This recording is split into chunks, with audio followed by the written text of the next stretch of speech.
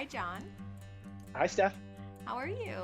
I'm doing well. How about you? I'm doing good. I have to say, I miss you a lot. And I know, like, when you were on this coast, I probably didn't see you that much, but I not something about having you being on the other coast, it makes me miss you more. I miss you too. Yeah. I miss you too. I'm I I'm know. happy that we're connecting and get to see each other over the computer. But yeah, there's nothing like Yeah. being. And it was so nice when I was back too, like all of us getting together and having I dinner. know And that was, thank. I actually love that because we don't, probably one of Blair's requests would be to have people over more often. And it's not that I don't necessarily want to, but I'm kind of a hermit too, but we are always so busy. So when I'm home, I just kind of like recluse, but it was fun because we were all just kind of cooking together and like Yes, making food together. So it was a fun time and just it was laughing. a fun time. And I miss you guys so much. Like I was asked today. I was with a friend, helping her and her family with some things around the house, and we were just chatting, and she's like, do you miss California? And like I paused and I'm like, because I'm here on the East Coast now, right? Yeah. So like for anyone that's listening, I for those that are listening, that I sorry, No. you can edit that. No. You're great. You're uh great. so um uh so I left California after, living there for 22 years or so, and Mhm. moved back to Connecticut where I grew up, be closer to family. And it was, the time was needed for me to be back. And it's been lovely being here. July it'll be a year, and that's flown by Wow. so fast. Wow. But so I was thinking, I'm like, this feels like home. But since you've asked, damn it, yes, I do miss California. Oh. Like I just, Yeah. so when my friend had asked me, like, do you miss California? I'm like, I hadn't really thought too much about it, but yeah, Mm. as a matter of fact, I do. Yeah. And Well, it's good. it's the people, and Yeah. it's, I mean, California is beautiful, and it's nice living by the beach, and it's nice, having the mountains close by and everything. But it really is the people and the connection. And I've been missing that, and Yeah. I'm starting new. So yeah, Well, the lucky you went back to a place that like you have friends there and I like you said your do. family, so you have connections there as well. Yeah. So at least it like I know what we moved back I moved out to California. I had lived here for like 11 years. And then for Blair's work, we moved back to New York for a year and a half. But I Mm. moved back to New York and it was like where all his family, his friends were. And I was like, yeah, sure, let's do it. And then when I did it, I was like, what was I thinking? This is like the hardest thing because he had his group of people. I had like, I mean, I had his family, but I barely knew them at that point because I had like we'd see them once a year, and we'd Mm. only been Mm. together for 2 years. So it was like, Yeah. but I, yeah, I think I love being on the East Coast. You live right near where I went to college, right? Because you're in Where New Haven. Are you near New Haven? I did you go to Quinnipiac? Mm-hmm. Yeah, so Yeah. Quinnipiac is so my family, I have family in Cheshire, which isn't too far from Quinnipiac, and Yep. I'm like 20 minutes like It's so closer to the shore. beautiful there. It really Yeah, it's is. so Yeah. beautiful. Yeah. It's interesting, just in this like few minutes that we've been talking about missing people and everything, and it brings up so much for me of like the the intrinsic beauty of connection, and like your tribe, for lack of a better word, Yeah. and Yeah. and when you plant roots in some place for, any period of time, let alone, Mm-hmm. over 2 decades. uh yeah, it's a little bit of an adjustment. The Mm-hmm. newness of living somewhere um carries you through temporarily, right? So like new environment, new food, new places to see, and then you find yourself somewhat alone, and being away from people that, you constantly were around, and wherever you came from. So that brings up a lot, Yeah. and I've been going through like some interesting feelings about that, because I miss you guys, like Yeah. the people that I know that I share time with, and but it keeps me optimistic that no matter where we are, we can create our own connection with others, right? Yeah, for Yeah, yeah, sure. And I yeah. think that's what's so interesting because you actually were just going back for a month, right? A year ago, you were going back Yep, to visit family for a month. You drove across country. And right. then it was during the pandemic, but then what had you like stay? Yeah, so I left in July, early July, and was like you said, I was planning on being here for a month, and wanted to be with my family, and Mm, my dad's health has been deteriorating, and mm, when I got home, I realized mm, it's he's mm, battling dementia, and it's a progressive disease, and it's really it was the time for me, to be here. I was kind of fighting it a bit, I was like mm, I was looking for a place to live. I was in the mm, transition of moving into a new space, and that fell through at like the last minute. mm. And everything, you know, the universe was just kicking my ass at every turn, being like, you know what? You need to be where you are right now. And Right. and and and I and I am lucky enough to actually have the awareness to see that. That's what I was Even gonna say. Yeah. even though it's Yeah. not easy, even though, Yeah. like Steph, if this were me 5 years ago, 10 years ago, I would have just fought it, and it just, Mm, and who knows, I mean, I may have been back in California with regret about not staying and being closer to my dad and to right. my family, Well, I think so. that's a perfect segue because that was kind of the first thing that popped into my head when you're like, well, and it was the awareness, and that's kind of you've Mm. been practicing. Actually, let's step back a second. Let's introduce you. Um, we just kind of like got into the meat of it, but let's like step back and introduce you to everyone.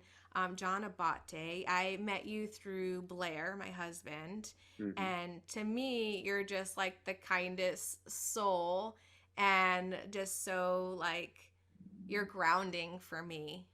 And I love that you, Blair, and your man tribe, um, like have each other because I know you've been such a great support to Blair, and like there's been so much growth in him and then in our relationship because of all that. So like I'm so grateful to you. And Thank you. I love your guys' little group. It's really cute. And I've actually now feel included in it. So it's kind of cool to be included in in the Yeah.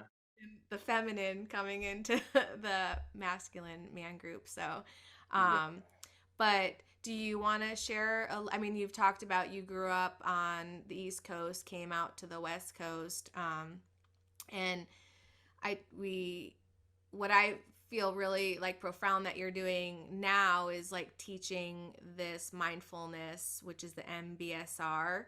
And do you want to share a little bit about what your like current state is? Because how I see our conversation going is kind of getting to this what you're doing now to how you got there because I think it's very like profound and really significant to how you got to where you are now. Yeah, thanks, Steph. You know what? You're Yeah. so sweet, and I'm so grateful for the friendship that we have, and the friendship with Blair is deep, and he's an amazing man. He gets nods on a lot of your podcasts, I because like you guys spent some time talking about him with Cam on your yeah. on your previous one, so Cam's he's love tribute his to love Blair. tribute. Yeah. So I'm assuming he's going to be on your podcast eventually, but I don't know. We'll Mhm. have to we'll have to wait and see. Trying to Uh, he's hard to book. I'm trying actually been trying to book him, but like I said, we're so busy that like we're like, yeah, we'll do it, and then he's really yep. hard to book. But I'm hoping to get him on very soon The actually. world needs to hear Blair. Yeah. So let's just leave it at that. So yeah. So the connection with the guys is so important. I think you said something about introducing the feminine, and we had conversations when we were on retreat about like we need to introduce the feminine energy to our man group here because that's like run its course, like we've done enough man stuff on these retreats, and we could talk about the retreats in a little bit. And Yeah. but so to answer your question, yes, so I come from Connecticut, grew up here, left after high school, went to school in Colorado, um, and then made my way to the West Coast. Lived in San Francisco. This is going back maybe 99 for about a year, and then moved down to San Diego in early 2000 or late 99. And that's where I've been for the last 22 years. Um, I set up myself there, thinking this is where I'm going to spend my life.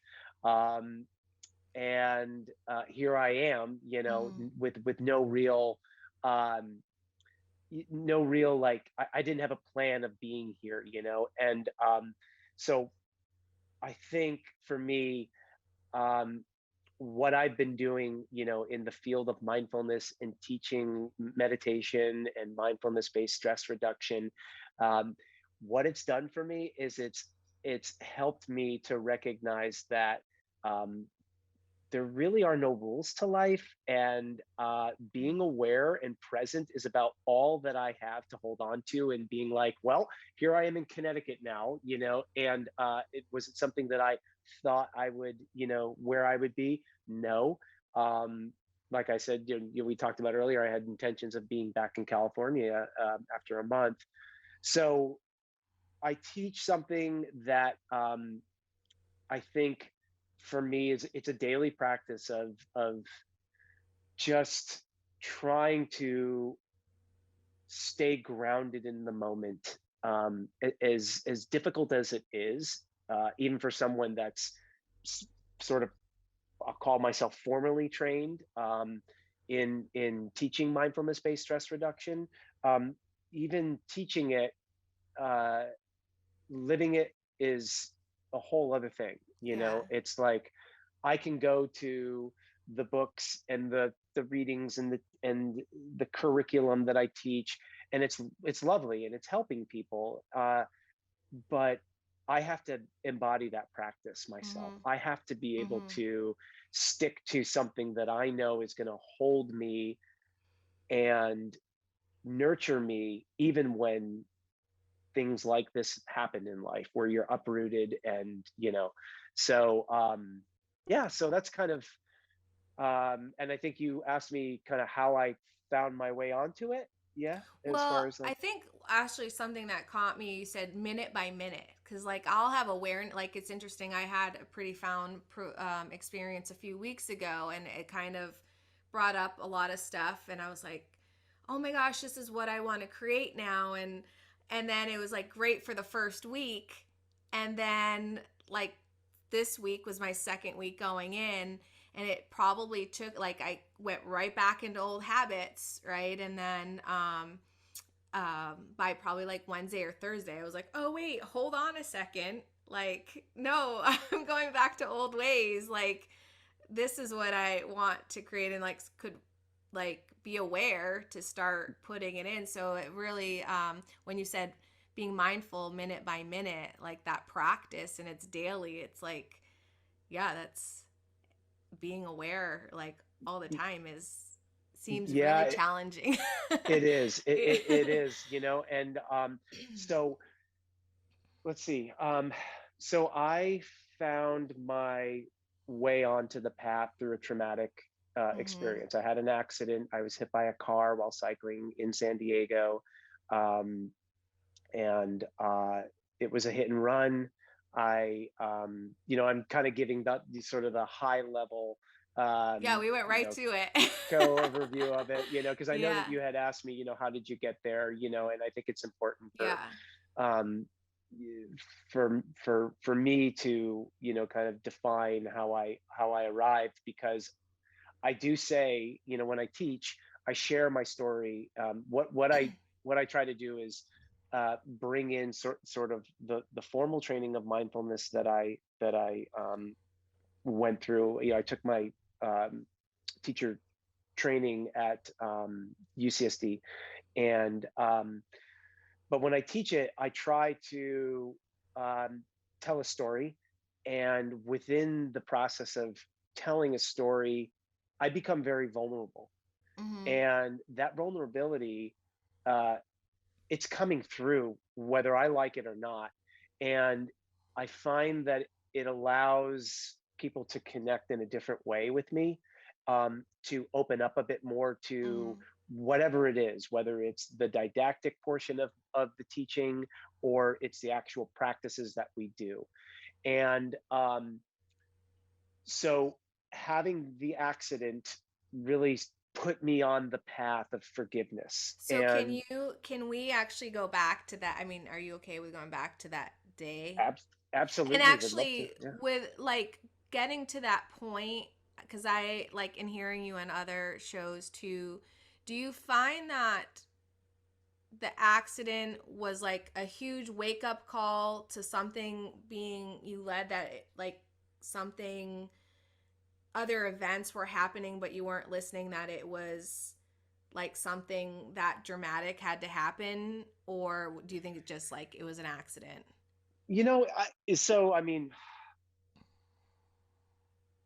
it's a great question. That's the first time I've had that asked to me as to was this a serendipitous occasion or uh, did it have a higher meaning and purpose? The way with which I live today, prior, comparing it or contrasting it prior to my Mhm. accident, I would say that there's a degree of truth in that Mhm. I needed to have something like this happen. However, the circumstances were I was riding my bike, I was a Yeah. half mile from my house, and somebody hit me from behind. I never saw it coming, I never heard it, and I didn't feel much, at least in the beginning. Mhm. But then I went through, 6 months or more of like a lot of pain and a lot of like Yeah. recovery. I mean, Totally. I was in really bad shape, Yeah. and I I mean, were was very you, close to losing my life. I was gonna say, were you like, was there, I mean, I know I remember when that happened in Blair, like we didn't think you were gonna make it, It basically, was right? Yeah. yeah, it was like just it was out of a dint of luck. And Yeah. when I was told, from um one of the neurosurgeons, that it's a game of centimeters when you have spinal injuries, Mhm. that It's crazy. and I was going on a long training ride that I was doing every Sunday with a neighbor friend of mine. And Mhm. like I said, we were literally like a half mile from my house when it had happened. And so, time and circumstance, I don't know. I mean, I Yeah. bet I rode that section of street for Yeah. years and didn't, never experienced anything. So, um circumstances that I think um unfolded after the accident were designed for me. Mhm. And so I mean, what I mean by that is that At this because point you hadn't started your mindfulness practice, correct? Up to this I, point? I hadn't, I had, sort of a casual practice of meditation. I Mhm. found meditation in college, and it just never really stuck with me as a Mhm. daily practice because I just don't think I was open and ready to Yeah. receive it. Mhm. Um, After the accident, when we're faced with seeing the mortality of ourselves, Mhm. it allowed me to really take time to pause and like put some put some thought into where I want to be in my life Mm. and where I want to go in my life. Um, how can I make this something that can help others?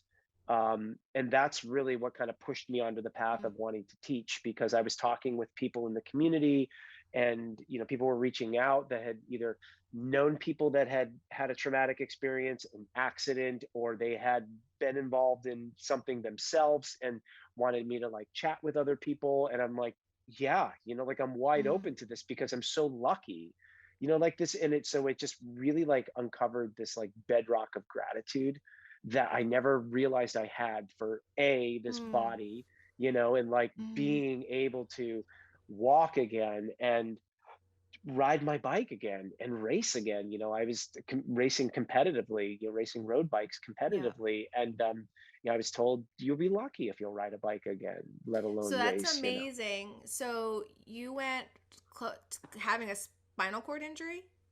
Yeah, so I shattered two vertebra and was fused in five vertebra in my back.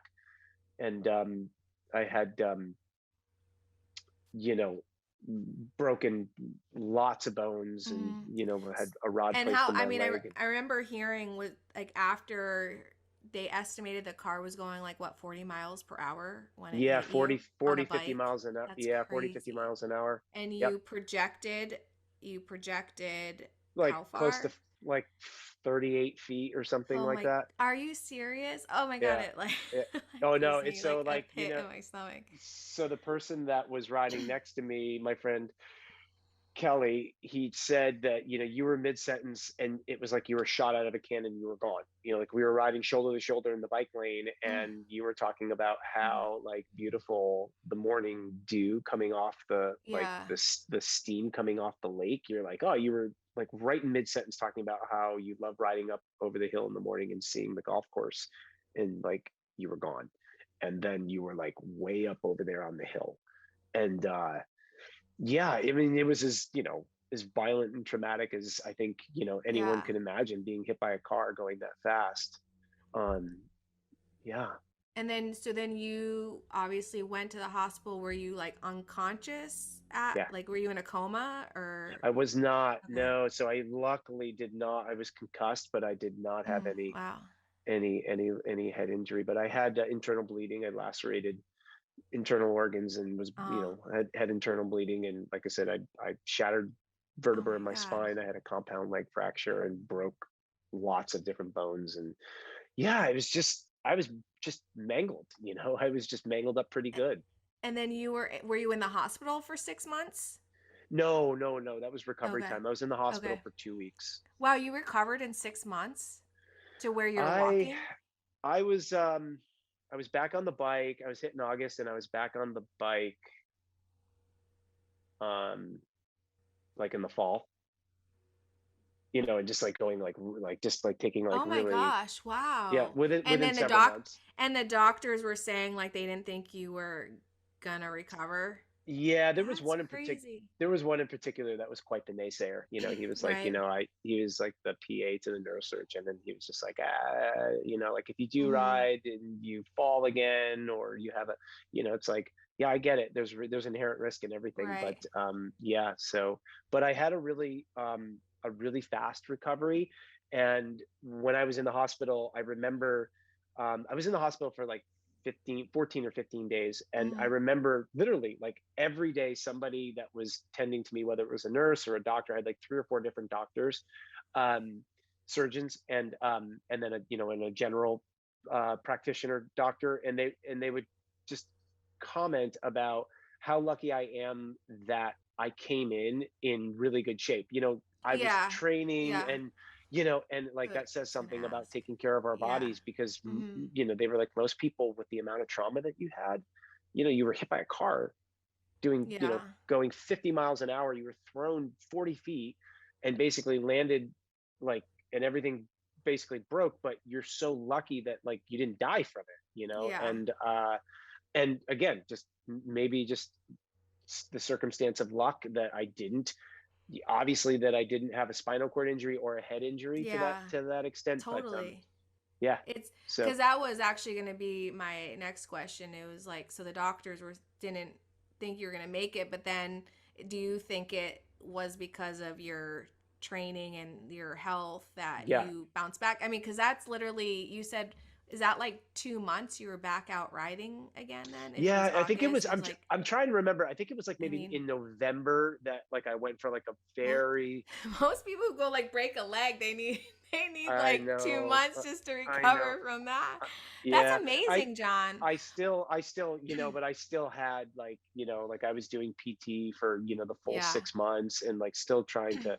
It's amazing about cycling is one of these like really um, wonderful, like if you have like knee injuries, like doctors will prescribe like Right. get on the Biking. like get on a Mm-hmm. recumbent, yeah, so recumbent Yeah. bike or something. So yeah, so it was easy for me to get on the bike and go for like just a short spin, but like to walk down the stairs was a total chore, and to Oh, walk back up interesting. the stairs, yeah. And so, because I had to like I had a compound leg fracture and they placed a rod. I had a tib fib fracture, so they placed a rod in my tibia and I had to literally relearn to like How to walk on walk. that leg Do and you, build the muscle back up. Yeah. yeah. So I'm assuming you still have the rod, right? They don't take I, that out. it's in there for, yeah, Yeah.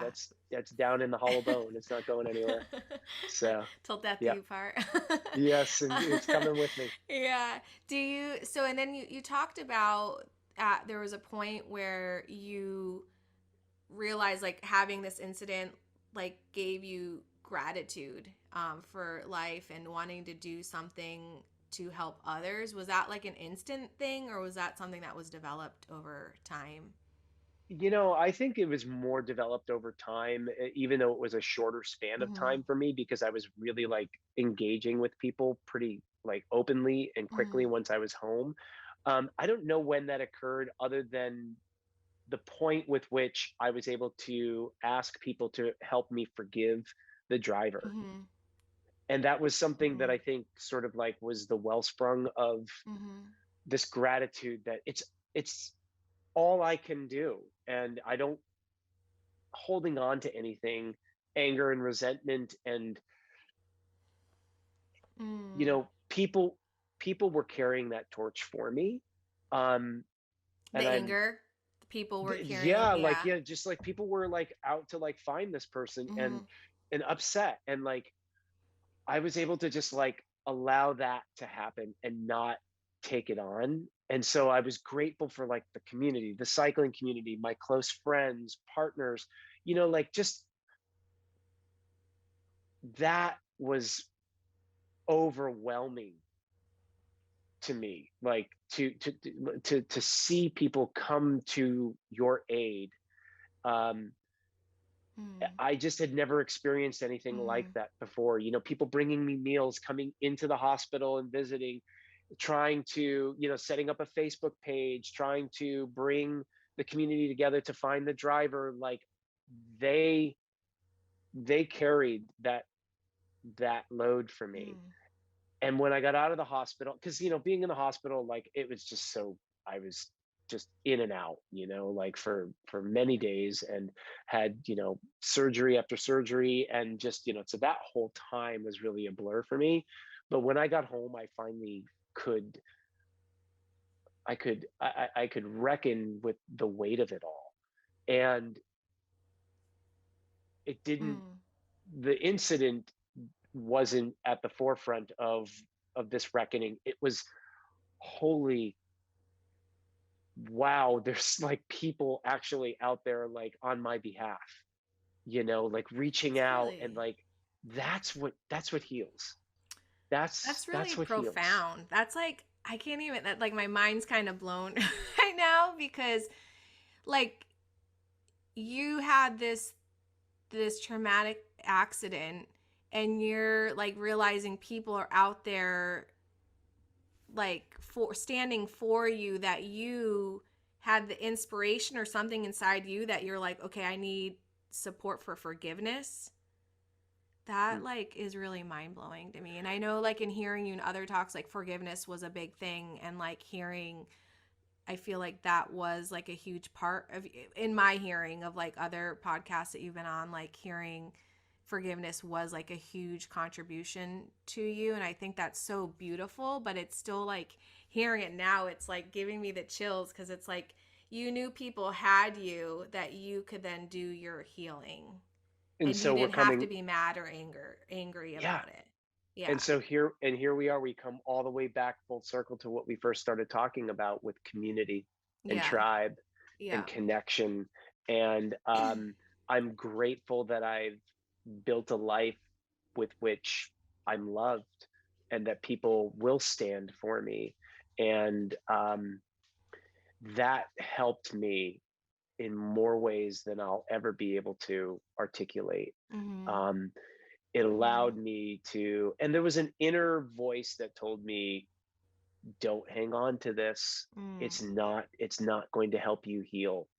I truly knew that I had to do the work, Mm. and the work alone was going to be all that I could bear, The and work that work alone of what? Forgiveness fit. or the No, physical? so that was, so the physical part of it, but I Mhm. also, I knew that sort of the looming specter behind it all was going to be the emotional as Right. well, but Right. that was not what was called for at the moment. It wasn't about, focusing on that. It's like I spent very little time in discussion about it, and really wanted to focus more on positivity and Yeah. letting go and being okay with it. Now, what's been interesting since the accident, which was 2016, so in the 6 years since, I've That's gone crazy. through, it's Yeah. crazy. I I know feel like it's it was it's way longer ago than that. I think that's, well, I feel like that too. It feels like Yeah. a lifetime to me, which is Yeah. a good thing because I think Yeah. that means that there's been a lot of doing and progress in some ways. Mhm. Um, but in the 6 years since, there have been plenty of iterations of me grappling with this. Mm. I don't, and what this teaches me is, that I don't think we ever fully, uh, I don't want to say let go, but I don't think that we ever fully can purge the Mhm. energy. Mhm. I think it just manifests itself in other ways, and we can Mhm. be aware of what that is Mhm. when we're aware of it. So now, like, kind of taking, a page out of the mindfulness playbook, is that, when we pay attention on purpose without judgment in the present moment, the definition of mindfulness, we have the opportunity to just see things as they are. And so I Mhm. guess what I'm saying about the 6 years and the many iterations of the emotion is that it is manifested in other ways, in ways that I have to be aware of. There are times when I think about, what would it be like to confront my driver? um, what would it be like to, um, Mm. have that opportunity to have That's a crazy. conversation, Yeah. you know and every once in a while, what creeps in is, what would my life be like if I hadn't had this Mhm. experience? I think that I'm, I think that I'm, I think I've evolved in a more positive way and direction because of Mhm. this. So Mhm. there's gratitude, but I also, and I won't know, and I'm not supposed to know what would have transpired Mhm. had I not had this incident. Yeah. There's so many gems just in that, like that response there, cuz again another like full circle, it takes me back to the question where I asked, like, do you think it's like the series of events that had happened and not being aware that the universe or God was, or whoever you believe in, was trying to tell you, but you needed this to kind of come to where you are now because that was your path and journey, right? Where it's like Yeah, it's always all about like self-discovery. And like I had what I would call traumatic, but it was like my biggest gift because it's gotten me on this path to discovering me and like discovering all this other amazing stuff to have like the life I truly love, I guess. But it's like Yeah. interesting, right? Yeah. Yeah. So I say to you that um, seeking and finding your own truth. I think that that's really Yeah. what we're seeking is our truth. Yeah. Um, and I say to you that you're one of the lucky ones. Yeah. And I consider Yeah. myself one of the lucky Even ones. though And I sometimes consider it's the hardest journey ever, right? but we're so lucky. Yeah, We're so I lucky know. because we get to actually like see what and experience what the difficulty feels like, sounds Mhm. like, uh, you know, thinks like in a new way. Mhm. And for me, I had some unhealthy behaviors Mhm. that I would use as coping mechanisms. Mhm. I'm not saying I'm free from them today, but I think that I'm, again, a bit more down the path than I would have been had this not happened to me, because I Right. get to actually experience what it feels like, not only to be in physical pain, but emotional pain, and be with it and nurture it in a way that I think is so much more healthy than picking up a drink, Yeah. which was my poison, you know. Mhm. And I had gotten sober a little less than a year prior Mhm. to my accident. And I do believe, and I've been asked this question, and I think that the answer still today is that that experience of getting sober, finding a program of recovery at that time, uh, was an indelible experience that I had to have. Um, and ironically, um, I was 8 or 9 months sober, working a program, had a sponsor, going to meetings, doing all the things that, I was told to do, and feeling really great in my life, Mm. that, Mm. and then something like this happens. Mhm. And I think it's an interesting, sort of Mhm. dichotomy of like, well, you were on a good path, and then you were sort of like knocked off of it, and you had to kind of find your way back through it.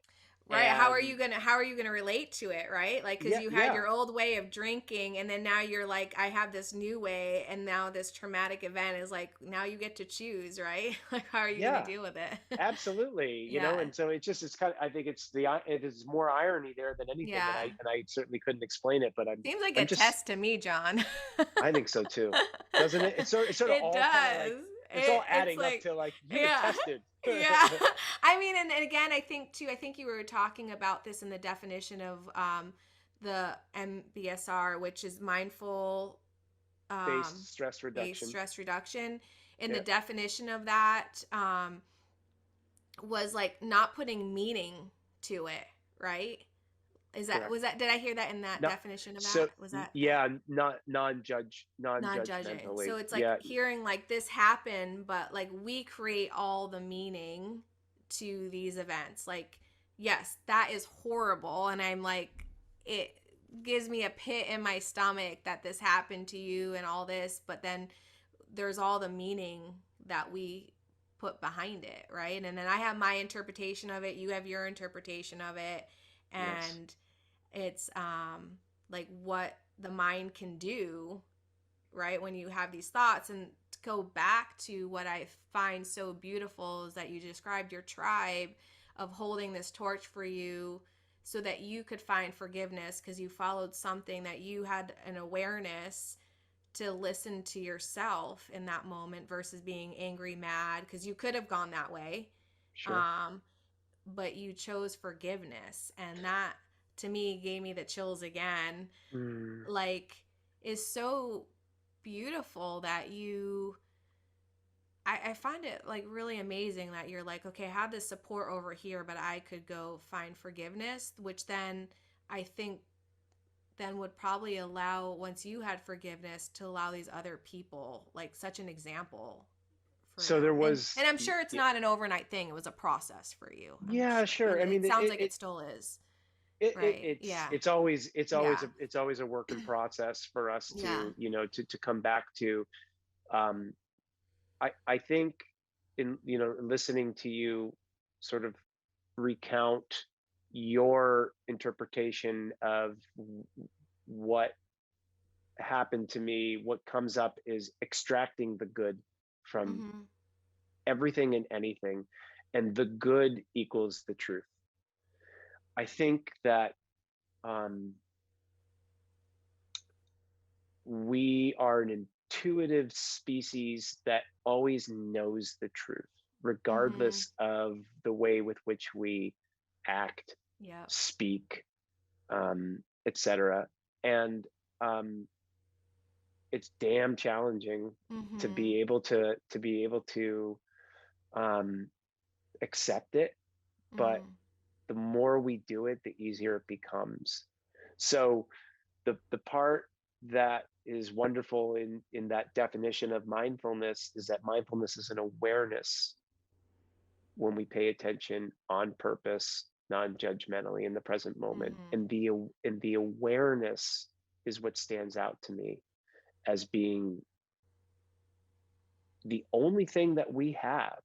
There's nothing that says like, oh, if I have a mindfulness practice, I can, you know, I'll feel better all the time. Well, you may feel good for, periods of time if you have a meditation practice or a yoga practice or a breath work practice, but you can't tell me that the human condition isn't going to creep up on you. And when it does, Yeah. yeah, when it does, that those conditions will arise, which is emotion, thought.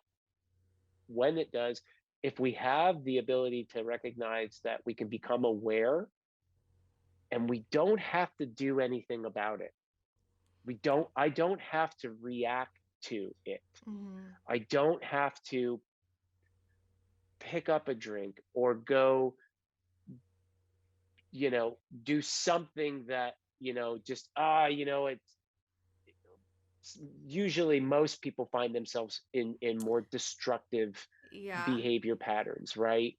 Well, because what Eh, triggers to me in that definition, what comes out to me, and just to interrupt you there, is the non judgmental. Because I think it's then the judgment of self or the judgment of the thought that then maybe triggers the uncomfortability to go get the drink or go shopping to avoid it, right? yeah, And yeah, then you do the not so productive habits or patterns, or you correct. can choose to go just be with it, or choose something more productive, right? Like Yeah, kind of have the sure. I mean, awareness.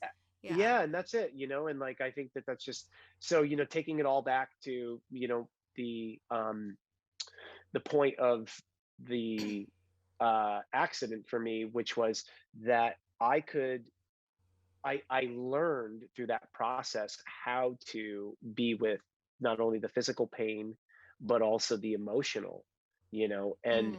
I Mhm. mean, because it was hard, Mhm. it was really difficult to go through a process of how could someone do this to me. And like I said, there's been iterations along the way over the years where it's come back.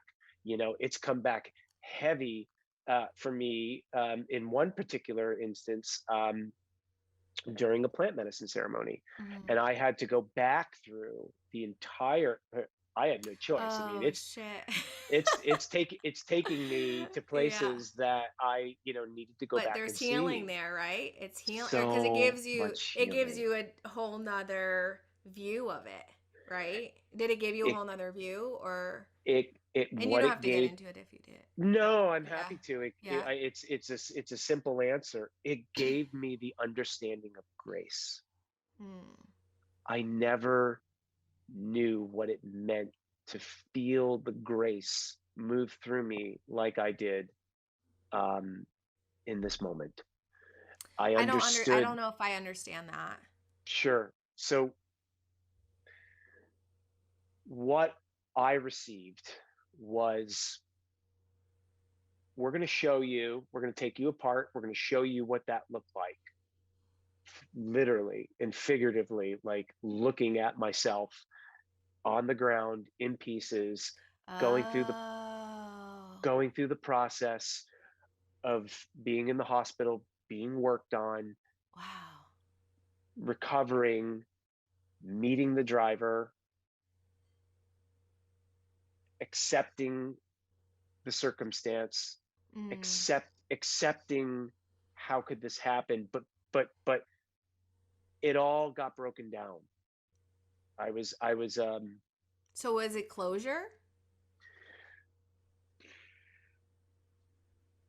there was Mm-hmm. there was some closure in that. There were people in my life that had come to my aid that I needed to have closure with, and I found the answers Mm. in that moment. Mm. Um, there were people that came to my aid that I needed to have, yes, that I needed On to your have some. on your journey, or like you had that journey and then they came to you It was after and you had. it was prior to the journey during my recovery. I love Yeah, that. yeah. So the part that grace to me was the understanding that no matter what we're faced with in life, we can move through it in such a way that we don't have to cause further suffering to ourselves or Mm-hmm. others. Grace allows us to take it on board and be with it in a manner that is nurturing, compassionate, loving, kind, to the best of our ability, even though it could suck. And that's how you get Mm-hmm. through the tough stuff, is like the grace. And this was a feeling, this was a direct communication moving through me through the process of the recreation of my accident on plant medicine, that I, you know, I'm sure you're familiar with these concepts of like, how do you explain such Yeah. things in a Yeah. way that is It's, I is mean, it is salient. quite, it's quite personal, and it's probably like a lesson that you needed to learn, or like, again, you talk about the body being these, um like, I'm a feel like, our divine wisdom, our body, it's so magnificent, and I'm seeing it more and more how we're so guided, Mm. of like, my body knows exactly what to do. It's my mind that's like putting my heels in, of stopping it, or slowing down the process. I don't know if I stop it, but it slows it down or makes it uncomfortable, um, to let it do the journey, I guess. So Yeah, yeah. Our minds to me, I sort of break down the body as of this earth and the mind of the universe or space, wait, and say it's that like again. Say that I again. I look at I look at the body, I look at the body as being of this earth, and the mind of more of space, of the Yeah. universe, consciousness Yeah. to me. So the body is very, this machine that we walk Mhm. around in will return to the earth. Mhm. Our minds, I like to believe, are A part of something bigger. always, Yeah. always Right. of the conscious connection to everything. Yeah. And so we have to like rein that in. And it's a lot more difficult to do than, like, I could stop eating sugar and, work out and, and tune my body. But to tune your mind, it takes, to attend to the mind in a healthy way, takes a lot more work, and we're just Yeah. not accustomed to doing that, No. not only this culture, but just us as human beings. It's just not. And so that's why we just get carried away with, Mhm. we can get carried away with the thought, we can get carried away with the story, with the judgment. It's so easy to do, even with a mindfulness practice. But the mindfulness practice at least allows us to become aware and slow down and not react. I think that's like, those are like the keys to me of not having to reach for something all the time. I still Right. do. I still Right. do. I still find myself in, it's like, and the more that I practice, um, it becomes like anything, it becomes a little easier to come back Yeah. to I was gonna awareness. say, can you put play into, like, are you at the point now where there's like a play or the grace of it, right? Then where you are now? Yeah, I think I think that it's still, I can still be carried off in nuanced ways. And so I Mm-hmm. definitely be, but I'm so much more tuned into like, you're going for something there, Yeah. and maybe you need to just slow it down and sit with it for a minute, you know. and Right. and so in the workshops that I teach, I dive much deeper into this, but what I really have to emphasize, um, when I'm teaching, is I'm not telling people, hey, if things get tough, you need to just suck it up and sit with it. That's not what I'm telling people. Yeah. It's not that at all. It's, do you have a practice, whatever your practice may be, and that practice is your grace. That practice is the play that allows you to, um, dance with it, be with Right. it more in a more healthy way.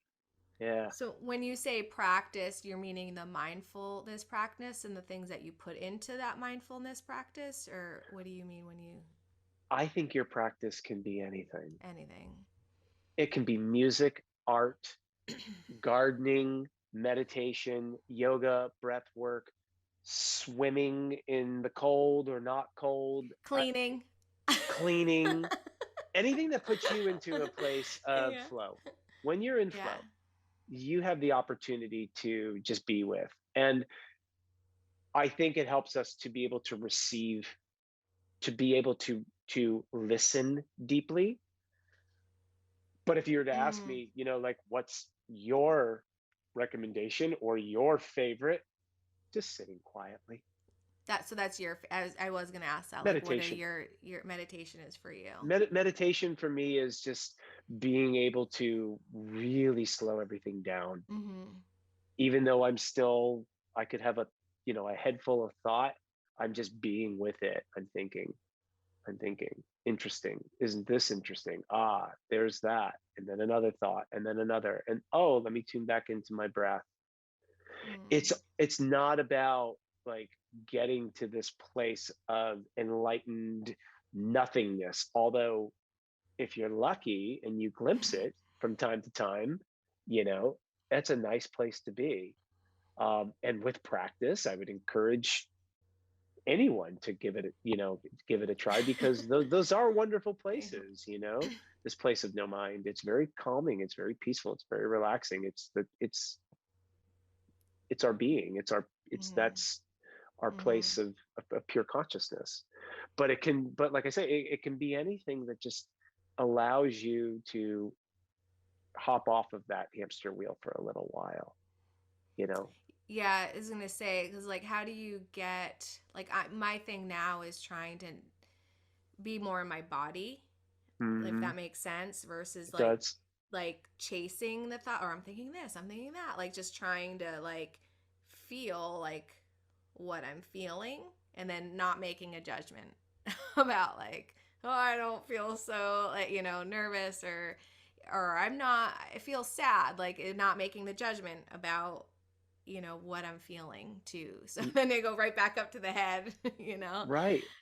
you, it's funny, you bring up something that, so in the mindfulness based stress reduction, um, uh, training and teaching, we learn how to make the mind body connection through Mm-hmm. very slow, intentional movements. And when we do that, it's amazing to watch the judgment come up.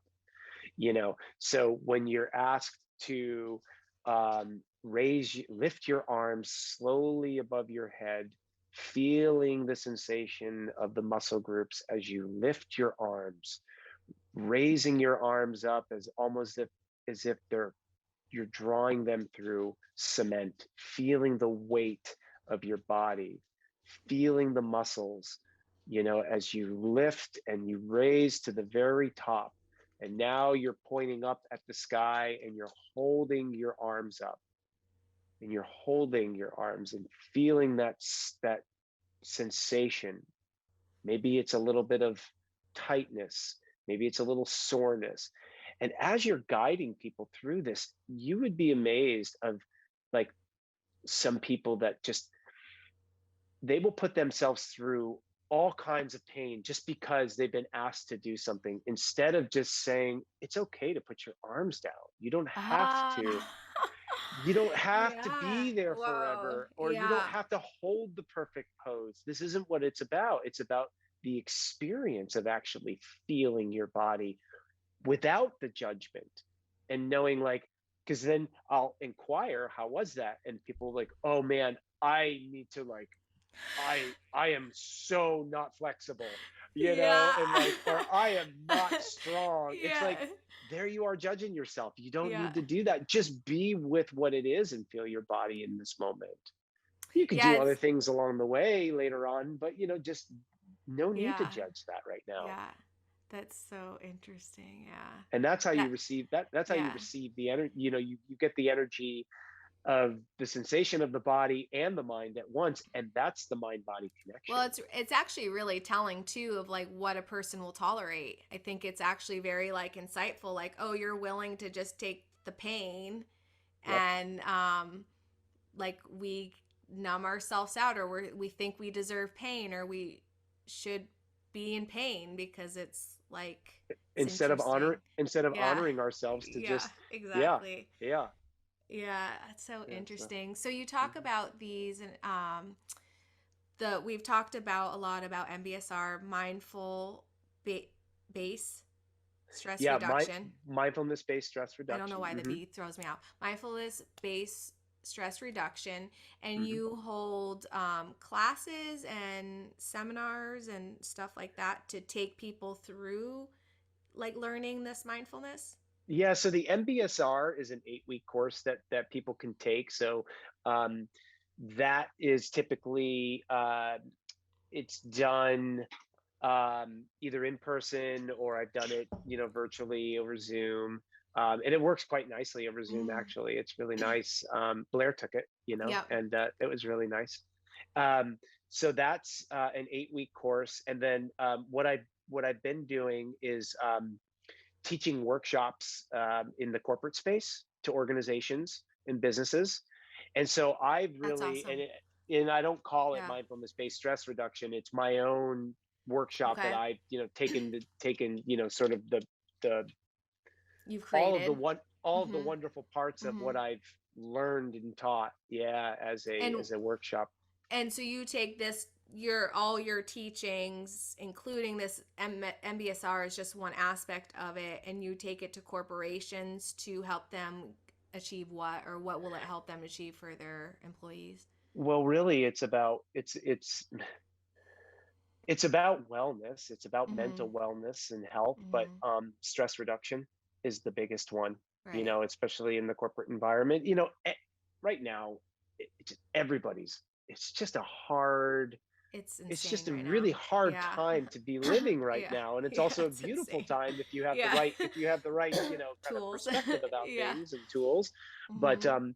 yeah, so really, what it is, it's organizations are looking for impactful ways to help their employees to reduce stress, reduce anxiety, find a healthy practice to be able to draw upon. And so I've created a workshop that allows people to get the introduction to some of these concepts that MBSR I teaches. love that. It's really been Yeah. wonderful. It's watching people just open up and helping and being of service. I've created a business around this, and Mhm. it feels I love that for like, you so yeah, much. it It's feels so really, good. it Yeah. feels, and it just unfolds as it does. Yeah. It's like I took the class, and then I took the teacher training, and then I started teaching the MBSR, and then somebody asked if I'd come speak at a corporate event, and I did that, and then human resources people were like, "Hey, we'd like to Yeah. have you come and I was like, well, there's a need for this. And like that's all that, like, I didn't have a grand plan, you know? It's like Yeah. it's just like what's called for, and if there's a need, like just go with that, you know? It's like, does this feel right? Uh-huh. Go in. If it doesn't, then I go a different direction, you know? It's like, does it Yeah. feel right? Yeah. It's so it's Yeah. really, I yeah. love that for you so much cuz again, like for for me, you bring me so much grounding and peace. Like you're just your being is like angelic. I just love you so Oh, much. Steph, come Yeah, on. I Thank you. You're know. so Virtual sweet. hugs, no, but like you Yes. are like, and I don't get to spend as much. I mean, obviously now, but like because you're on the East Coast, but I didn't get to spend as much time for you. But just like that's who I think you are. You're just like solid and like just so grounding. So I love that you get to share this gift and your gift with people and doing that because we talked about mental health and I think it's Mental Health Month, right? Is it Mental It is. Health May Month? is mental health month. Yep. Yep. Mental health Which awareness. Yep. yeah, which I love and I it's like bigger and bigger and I think there is more and more awareness that there is such a lack of awareness of mental health, That's so yeah, you've hit it exactly right. That there yeah, is more of a lack of awareness of the yeah. fact that we're all, I'm sorry, but keep going. I didn't mean to interrupt, but yeah, we Oh all no, suffer. it's like Yeah. so I think it's really amazing and I see it even in my work. It's like go and I'm a doer. Like I had an episode previously with my oh gosh, I'm drawing a blank of my chart with Rosie. She did my chart where I'm like a doer. I'm a manifestor Mm, creator and I'm a doer and like I just love like my greatest time is just being still. But to be still is very freaking uncomfortable. sure is. And like and so I just but I know it's very important. So I just, I sit with that and um yeah, and I love that you're teaching this and mental it's like in the workplace because there are a lot of demands on people and like I feel like right now it's freaking intense energies out there right now. I don't we're Really. making up for our lack of something for the past 2.5 years of being stuck that it's like it feels like and I felt like when COVID happened to me, like yes, COVID was like horrible or what was going on for everybody and the sickness and all that. But for me, it I was a blessing because I realized how crazy of like 150 miles per hour I was going and I just felt like I was in this hamster wheel that I like had to stop that I was like, Yeah. "Oh my gosh." And then that was when like all this like healing stuff like just it was like time to stop and again, it wasn't easy because I had to deal with my stuff and I've always been on the path, but it's like it was potent. It's like a potent time, and now it's like feels like it's fast paced again, and it's like okay, this is more medicine to deal with, or not deal with, but to be aware of. So I think Yeah. it's it's really serving because I think people need you in their life, and I think they need this in their life. So Oh, I'm thank you so so glad that much. you're doing Yeah, this. thanks, Steph. Yeah, it feels wonderful. And I would just say, I do touch a bit on the pandemic, and I think that we had a real opportunity that was missed during the pandemic to Yeah, find our way through this lack of connection that should be a greater web than it is. It's not to say that, people, there's a lot of love out there and there's a lot of kindness and connection, but I think unfortunately it gets masked in the ideology and the the left and the right and hmm, in the middle, and everything just gets sort of like polarized. And now we've sort of like we've like we've overcorrected from yeah, being in this place now, and now we're back out into the world, and life seems to be coming back to what's normal. But I think that people are still a little bit shell shocked from being in a place where they had to like reevaluate their life. Many people had to like Yeah. reevaluate their life and their health and their future. And m- most didn't have the tools to be able to like be with themselves and do this. So Mm. there's a lot of, and I'm speaking from experience from listening to people. Like the number one thing is people are just taxed, they're stressed, Yeah. and there's so much like uncertainty and anxiety, and these are all just our own doing, and we can uncouple that with a practice, Yeah. you know. And it Yeah. just means just finding whatever calls to you Yeah.